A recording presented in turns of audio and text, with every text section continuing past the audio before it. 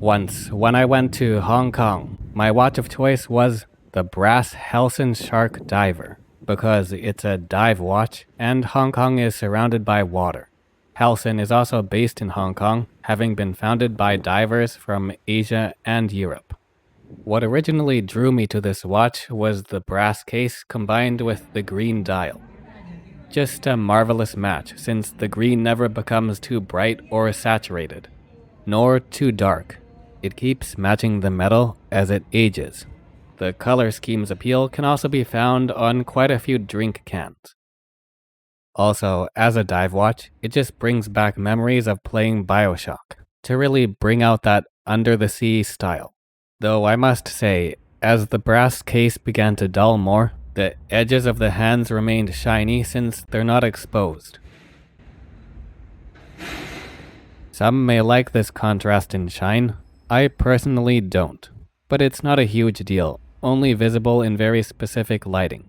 Nonetheless, it's something that stuck out. Perhaps the design with the shinier edges of the hands was meant for bright appeal.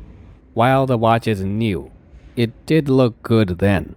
I just think it's a bit off if the hands contrast too much with the case in terms of shininess. This contrast only became noticeable after 2 months. That's when the shininess of the case began to fade faster.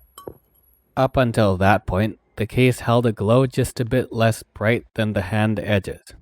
By the 4-month mark, every part of the case was noticeably patinating, with a bit more darkening on the right side, naturally showing how there's more contact with the skin from the left hand, since the watch is worn on the left wrist, and to a lesser degree, contact from the right hand turning the crown. The greatest and fastest change happened with the coin edge bezel, and all the engravings on it. They act like little trenches that gather deposits of debris and moisture. So believe it or not, all the engraved and etched portions of the coin edge bezel were originally low contrast, quite similar to the rest of the case. And it's exactly this kind of drastic contrast from regular wear that's part of the polarizing appeal of brass and bronze watches. The greatest contributor to tarnishing or patinating, whichever you prefer, was from being worn in more humid places for several weeks around the 5-month mark. And since then, it's basically always been worn on dry land in relatively dry climates. I haven't found out the exact composition, but the alloy shows its age faster than my Hamilton bronze mechanical watch. Both brass and bronze have copper, but brass is formed mainly from copper and zinc, whereas bronze is mainly a combination of copper and tin. These two alloys can also sometimes have small amounts of other metals, but I don't remember reading about that on Helson's store page. This Brass Shark Diver has been out of stock for some time, and I didn't get pictures or specs from when the store page was still up. I also couldn't find any archived versions of the page. Though from what I understand, brass is softer than bronze, which does indeed seem to be the case, because when I press on the Brass Helson Shark Diver, it feels softer than the bronze Hamilton Khaki Field Mechanical, which in turn feels softer than a stainless steel case. The brass definitely does stay solid and doesn't indent, but it doesn't feel like it pushes back as much. You have to push on the metals for yourself to truly understand the difference. The brass versus bronze difference is an important topic for metallurgy and chemistry, but for watches, they're often used interchangeably for case material. From what I learned, both offer similar strength for making a watch. Both alloys have corrosion resistance because of the copper content, but I hear bronze is more so, which is why it's used in marine environments more. Based on my experience, it does seem the type of metal alloy does affect how fast a watch's appearance changes, because the Helson Shark Diver aged faster than the Hamilton Bronze Mechanical. However, after both start to distinctly dull, the rate of patina/tarnishing doesn't differ that much, and they end up looking quite similar after a year.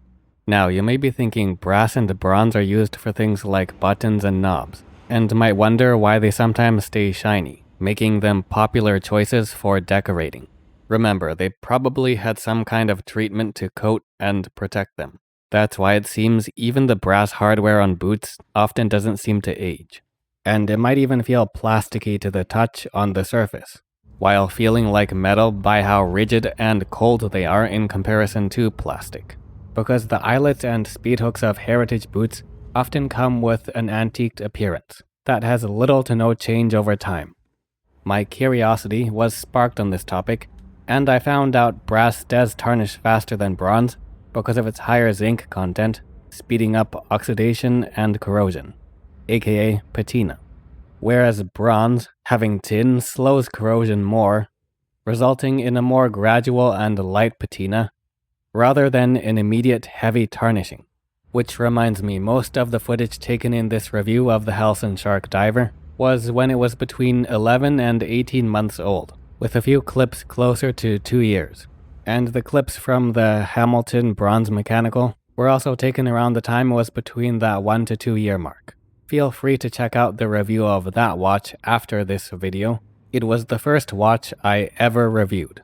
It's also worth mentioning, wearing brass and copper watches means you can smell some distinct scents at around a hand's length away. They begin to fade after around 6 to 8 months, along with the fact you can get used to the smell, meaning after a while you basically have to be breathing over the watch to smell anything at all. These aromas are quite similar, with only a few minor differences, since they're from copper-based alloys. Speaking of carrying the commonality of copper, both brass and bronze can boast antibacterial properties, killing essentially all bacteria, especially if there is contact for more than 2 hours. It's not like the watch would become your go-to disinfectant, just an interesting fact about copper, because sometimes if people don't like the smell or look of it, they might think it's disease-ridden dirty, while in reality, it's relatively clean microscopically. Now, as I show the bright lume going from direct daylight to a dark room, pay attention to the dial's design. See anything interesting? Perhaps something familiar. It kind of looks like the time travel style logo, doesn't it? That's because when I came up with the idea for time travel style, this watch was part of the inspiration for the logo, except the triangle markers at 3, 6, 9, and 12 point outwards, with the 12 o'clock marker being red, getting inspiration from a compass, as well as combining that element from pilot's watches, where that triangle at the top helps with orientation, minus the 2 dots beside it. The various shades of blue represent crossing water and skies at various times and in different lighting conditions, while the rest of the hour markers are circles just like on the Helson Shark Diver, in a more muted tone to better blend in with the background without much contrast. Going more towards grayscale, kind of like clouds when the sky is going from bright to dark, or from dark to bright, similar to dusk, dawn, or the passing of a storm. Then the center is a similar idea, representing an hourglass for another time symbol, with a more muted tone that blends with the blue. So that's how form, function, style, stories, travel, and time are all united together in the logo, and led to the name Time Travel Style. Now, going back to the lume, here is some variation showing it on a plane shortly after the main lights were turned off. Then, after being charged by a flashlight a few minutes later. And lastly, the residual glow over an hour later. In this last shot, the camera couldn't pick up that much light, even though it was actually much brighter in real life. Then, as I do a similar thing in the forest, showing partial and low light conditions near sunset, I don't need to tell you how legible the watch is. You can see for yourself. The fat hands and hour markers easily stand out, while the minute markers are just big enough. In many cases, the minute markers aren't even necessary, because the minute hand is so well proportioned to the tip of its point, because after a while you can get used to quickly telling what minute it is by the minute hand's position in relation to the hour markers. Glare only becomes a problem when viewed at extreme angles. Most of the time, a head-on view will still be clear, even with the distraction of shadows and background reflections, alongside the main glint of the sun getting close to midday. So far, the sapphire crystal has held up to moderate direct impacts without a scratch. And underneath that, the green dial just never gets old. No matter what, it keeps looking good with the right amount of saturation and hue, to have a relatively consistent look with some variation in different lighting that still pairs great with the brass no matter its age. Simply gorgeous. When talking about matching brass or bronze, it's often said these metals pair better with warmer skin tones. That's not to say they look awful with skin tones that aren't as warm, but warm tones just emphasize the coppery glow in the best possible way, similar to what the shade of green on the dial does. When I say warm, I'm referring to colors and lighting, in this case on skin and the watch case, that bring out the yellowy orange tones in the copper that makes up the brass, which gets emphasized to look especially good in the glow of the setting or rising sun, compared to the more muted appearance in indoor lighting, and of course in low light, and even in partial sunlight under cover, an overcast day, as well as direct and indirect strong sunlight closer to the middle of the day. In any case, the level of tan on my skin makes a minor difference that's just noticeable enough when talking about how well brass matches skin tones. Once I met a person who's into watches and likes bronze and brass as case materials. I brought up these points about warm tones, and he said he never really thought about them. When he compared his bronze watch along with his skin, which was slightly darker than mine, with my skin and my bronze Helson Shark Diver, he immediately understood the point of view about matching with warmer tones and tended to agree. In the end, we came to the conclusion that bronze and brass watches can be worn with any level of skin tannage, which does make a difference, but it's relatively minor. These kinds of watches can work with anyone if they like them, and warm tones can be brought out from the watch and skin, even for people with very pale or dark skin, at sunset or sunrise. When talking about matching outfits, navy blue is the best to really bring out that nautical theme, much like how navy blue coats with brass buttons have stayed stylish for centuries, mimicking the glow of the sun or moon over the ocean. This classic color combination can also be found with the pairing of brass and denim. Similar to the point about blending in with warm skin tones, brass and bronze cases tend to combine better with darker shades of color. That's why despite leaning away from warmer colors like orange and red, dark green and dark blue still look strikingly good, compared to light green or light blue, which tend to throw off the balance with the glow of copper, especially as that glow fades to a lower level with age. See, going with a lighter shade of blue or even white doesn't look awful, but to maximize the uniqueness of a copper-based case material, darker shades are the way to go. Even with gray being a non-color, brass matching would be optimized with charcoal rather than a heather gray that's more of a medium to light shade of gray. In any case, no matter the palette surrounding this watch, it's a joy to wear, simply for the old-timey look and feel. Like wearing an antique coin on my wrist, without being too flashy, as the case dulls to a light glow. This led to a great compliment I got about it being a nice new vintage watch. So it makes a great everyday watch to wear casually and embrace marks from impacts, rather than worry about them. For divers, this is a fairly standard case thickness, but bulky nonetheless in the wider world of watches. So what usually ends up happening is the watch scratches stuff, rather than stuff scratching the watch. I must confess, the Shark has left its mark on at least 2 cars, but those were accidents, honestly. That coin edge bezel is just like a circular saw sometimes, making this the most damaging watch I've ever worn. It's like the Shark's teeth are always exposed, ready to bite. But this design does make the bezel really satisfying to turn, with a highly natural and ergonomic grip, just like a shark's teeth. On the topic of negative attention, it can still grab attention, but doesn't stick out like a sore thumb.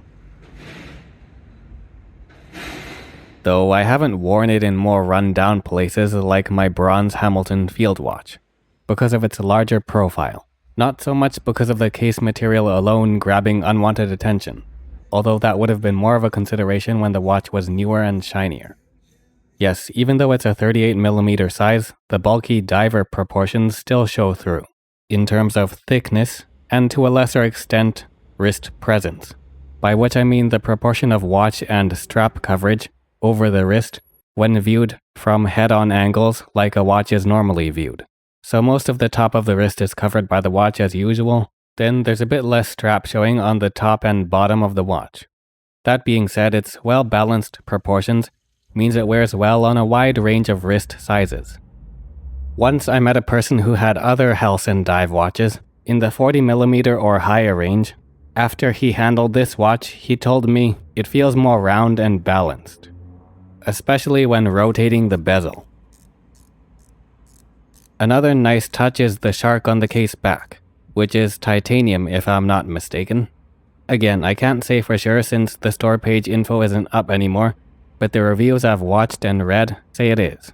Yeah, its weight and feel does resemble titanium, so the watch is still hefty but not overly heavy compared to if the entire case was brass. I haven't gone diving, but the 300-meter water resistance rating is impressive. Though now that I mention it, if I do make more watch reviews, I should get an action camera and get some shots underwater, similar to what I do with the water testing for my boot reviews. See that? It's a sneak peek at a long-term boot review in the making. Another detail on the case back to pay attention to is the text NH35, referring to the Seiko movement the watch uses. Quite understandable why it was used since Helson is a micro brand. From what I hear, it's a reputable movement that's usually cheaper to replace rather than try to fix if it stops working. Now, by this point in my watch reviews, there's usually at least one person who wants to know about the strap. This is from Guarded Goods and uses a button instead of a buckle, making it conform to the wrist closely without any excess metal or leather bulging and pressing against the wrist. The leather is called waxed flesh from the Horween tannery, meaning it patinas a lot and relatively quickly, just like brass. So it's a good combination to have this leather and metal that patina a lot to show every bit of wear, especially since the case has little finishing around the lugs. That's why most of the wear on the strap comes from just taking it off and putting it on the watch, which explains the distinct stripe forming in the middle as the rough case skims off the wax on the surface of the strap. I did condition this once just to keep it from drying out, not to try and return it to the uniform thick wax coat it came with, although it did return to a slightly more uniform appearance for a short time. I was recommended Venetian shoe cream for this exact purpose. That's what people often do when they want to condition their boots made from this leather, but don't want to get rid of the patina. I did try a smooth leather version of this strap, but a faint stripe began to form in the middle after just one pass, when trying to put it on the watch. So I pulled it out, forming a thicker stripe, which I could eventually brush out most of with several coats of conditioner and heavy brushing with a horsehair brush. After that, I decided to just stick with waxed flesh for the textured look and to not care about any marks that will inevitably show up. Originally, the Shark Diver did come with a black rubber strap with a brass buckle, and like another review said, it smells amazingly good, having a mix of vanilla and rubber. It was alright comfort-wise, but I found it too bulky for my liking, and eventually gave it away to someone who prefers to wear that style of strap more. Changing a non-pass-through strap like that original rubber one means using the included tool, so you actually unscrew them rather than pushing with a fork-style spring bar tool. And although the strap I wear is low profile, the proportions aren't off because of the case's 38mm size, meaning there's no need for a bulky bracelet or band to balance out the bulky proportions usually found with larger dive watches. What also has great moderate to small proportions is the price range of the Helson Shark Diver. especially since I got this for twice the steel, just around $300 US, because it was on sale and I chose not to include the optional leather watch roll. It'd be great if more brands and businesses in general did this kind of thing, where they give you an option not to include extra fancy things and just have the bare bones minimum for a reduced price and less waste. This no frills packaging at a lower price meant I got the watch, original rubber strap, an extra set of bars, the tool to change them, a Helson card, and just enough plastic and bubble wrap around them to keep them secure in a small plain cardboard box. Nothing else, just brilliant. A few reviews have pointed out the rough finishing, but I'm on the side that is okay with it because it suits this kind of everyday watch that's meant to show its wear, not stay smooth and shiny. It's not that visible and definitely not an eyesore. It definitely won't cut you, and it keeps the cost even lower. Now for the intangible meaning. On the surface, the Shark Diver simply blends the best of brass and the dive watch category, reminding me of the sea while having that appealing antique look and feel. Going further, it's also neat that Helson is based in Hong Kong. Though I'm not from there, I've been there a few times, and have good memories of the city from when I was younger. More importantly, since Cantonese is one of the languages I speak, and Hong Kong is one of the places where it's commonly spoken, in a way it gives me a connection to the language and people.